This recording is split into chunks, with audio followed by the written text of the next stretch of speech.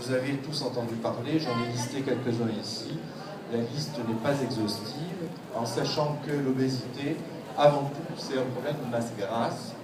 Et tous les régimes qui vont vous faire perdre de la masse maigre sont de mauvais régimes, malheureusement. On sait aussi, bien entendu, l'importance de l'activité physique pour l'obtention d'un amaigrissement durable. Alors voilà quelques régimes dont vous avez tous entendu parler, le régime Atkins, Mayo, Skarsgård, etc., etc.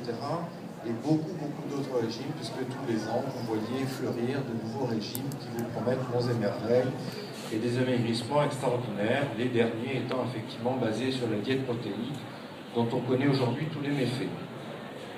D'autres approches ont été proposées, des approches psychologiques, psychanalytiques, etc.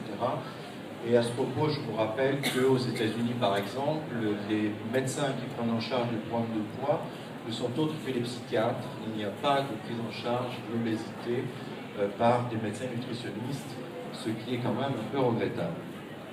On sait, je ne vais pas détailler la plaque, que par contre, plus on fait des régimes et plus on craque.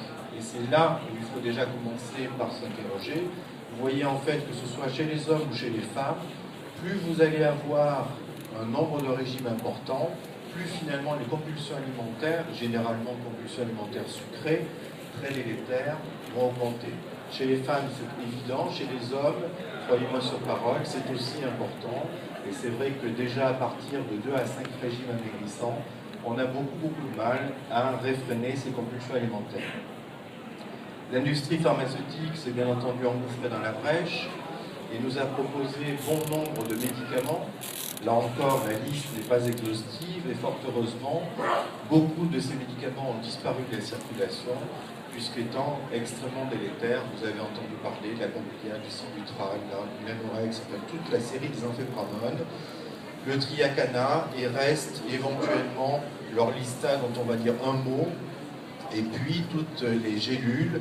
Là aussi, les industriels n'ont de cesse que d'avoir une imagination débordante pour nous proposer des produits dont l'utilité reste relativement modeste.